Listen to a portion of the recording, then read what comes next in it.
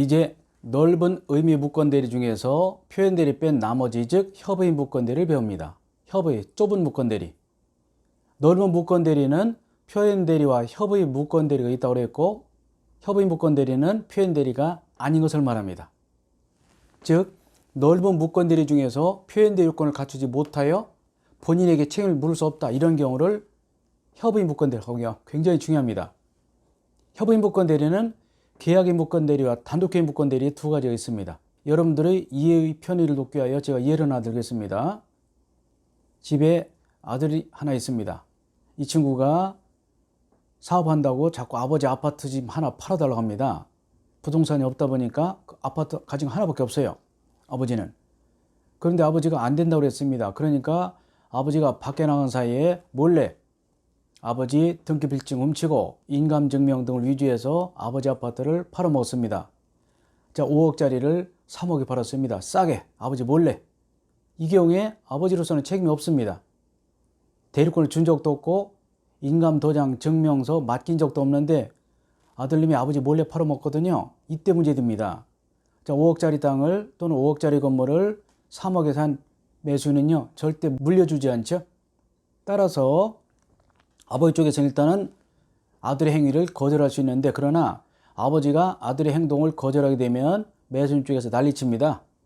5억짜리 땅을, 5억짜리 건물을 3억에 산 사람은요, 2억을 벌었기 때문에 절대 물려주지 않으면서 아버지에게 협박을 합니다. 만약에 아들님이 아버지 아파트를 팔아먹었는데 그것을 나에게 넘겨주지 않으면 아들님을 배임죄, 횡령죄, 사기죄 등으로 고소하겠다, 이렇게 협박을 하니까 아버지는 부득이 그 사실을 받아들여서 추후 인정할 수도 있고 거절할 수 있거든요.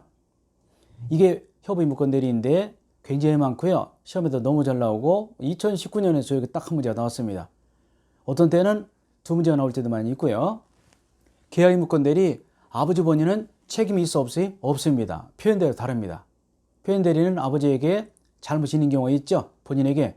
그러나 이 경우는 책임이 없기 때문에 아버지 쪽에서는요, 인정할 수도 있고 부정할 수도 있어. 다시 말해서 아직은 유동적 무효 상태입니다. 유동적 무효. 아버지가 추인하면 처음부터 유효가 되고 거절할 수 있기 때문에 그렇습니다. 아직은 모르죠. 유동적 무효 상태에 있다. 그런데 이제 아버지는 또 자식을 이기는 부모가 많지 않아서 추인할 수도 있습니다. 본인의 추인권. 추인은 일방적인 단독행위로서 형성권이라 합니다. 일방적. 추인의사표시는 상대방에도 할 수 있고, 다시 말해서 매수인에게도 할 수 있고요. 무권대리인인 아들에게도 할 수 있습니다. 인정하겠다. 다만 무권대리인인 아들에게 추인하게 되면 상대방이 모르면 상대방에는 효력이 없습니다.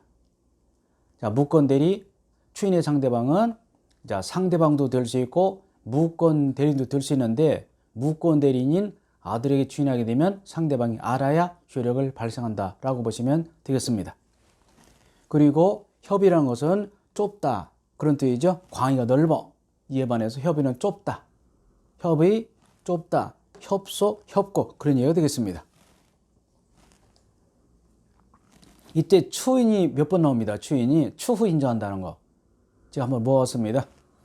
지금 배우고 있는 무권대리 추인은 효력에 소급합니다. 처음부터 1월 1일 날 계약했고 1월 10일 날 추인했다면 1월 1일부터 효력이 발생합니다. 소급해서 발생한다. 자, 무권대리 추인은 소급한다. 중요하고요. 아직 안 배웠습니다만 무효행위 추인도 있습니다. 물론 절대적 무효는 추인할 수 없고 상대적 무효 두 가지만 추인할 수 있죠. 뭐 있다고 했나요? 비준의 표시 무효, 허위 표시 무효 추인할 수 있고, 그때는 효력이 불소급입니다. 따라서 새로운 법률을 보고요. 바로 이어지지만요. 취소할 수 있는 법률에도 추인할 수 있습니다. 취소 생각나시나요? 재착사항, 제한능력, 차후사항박, 그 경우도 추인할 수 있는데 취소할 수 있는 법률에 추인하게 되면 효력이 유효로 확정됩니다. 까다롭죠? 추인은 추후 인정한다, 그런 뜻인데 효력은 각자 다르다. 추인은 무권대리 추인은 소급하고 무효행위 추인은 불소급이고, 취소할 수 있는 법률의 추인은 소급 불소급이 아니라 그대로 유효로 확정된다. 굉장히 중요하고요. 어렵습니다. 반복해서 보시기 바라고요. 자, 판례 중에서 추인에 관한 하나 보시겠습니다. 무권대리의 추인은 방식이 필요 없습니다. 전화, 문자 메시지, 내용 증명 뭐 다 됩니다. 그런데 추인의 상대방은요, 무권대리인의 직접 상대방 및 무권대리 행위로 취득한 권리, 법률관계의 승계인도 포함됩니다. 뭐 기억나시는 거 없나요? 표현대리 상대방은 직접 상대방이었죠. 그러나 무권대리인의 추인 상대방은 여기 있죠. 무권대리인 본인도 될 수 있고 무권대리인의 직접 상대방과 그 승계인도 된다는. 왜냐하면 표현대리 상대방은 직접의 상대방이 하나는 이유는 본인을 보호하기 위한 것이고, 무권대리 추인은 추인되면 효력이 발생하기 때문에 좋은 것이죠. 그래서 무권대리를 아버지가 추인한다는 것은 아들에게도 할 수 있지만 상대방 누구도 된다. 전덕자도 포함된다. 계약을 하겠다는 뜻이죠. 그래서 표현대리 상대방은 직접의 상대방의 하나지만 무권대리인의 추인의 상대방은 전덕자도 포함된다. 알아두시면 되겠습니다. 자, 추인의 방법은 제한이 없습니다. 추인의 방법은 전화, 문자 메시지, 내용 증명 다 돼. 그러나 추인하려면 전부에 대해서 변경하지 않고 해야 되지, 일부만 추인한다든지 변경을 추인할 효력이 없습니다. 추인은 그대로 해야 되죠. 아들님이 아버지 아파트 5억짜리 3억에 팔았으면 그대로 해야 되지, 금액을 더 올려서 팔아달라 뭐 이런 뜻이라든지 대금을 더 달라 이런 인정되지 않습니다. 추인은 계약 그 자체를 전부 그대로 추인해야 되지, 일부 추인이나 변경 추인은 효력이 있어 없어요? 없다. 중요한 개념이 되겠습니다. 일부 추인이나 변경은 상대방의 동의가 필요하고요. 추인 효과는 소급한다. 정말 중요합니다. 무권대리 추인은 소급한다. 무권대리 추인은 소급한다는 거 굉장히 중요하고요. 그리고 추인한다 하더라도 사회 대리권 수혜는 또 아닙니다. 아버지가 인정하마. 따라서 추인이 있다 해서 무권대리가 유권대리 되는 것도 아닙니다. 중요하죠. 이게 굉장히 중요한 판례죠.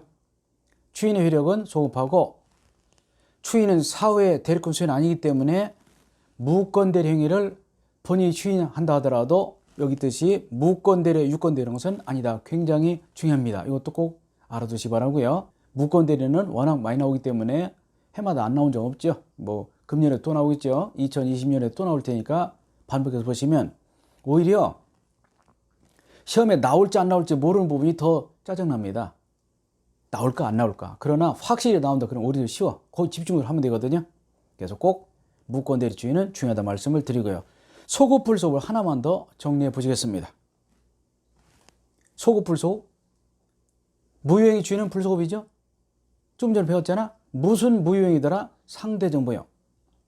비진입 피시 무효, 허위 피시 무효는 추인할 수 있고 효력은 불소급이고요.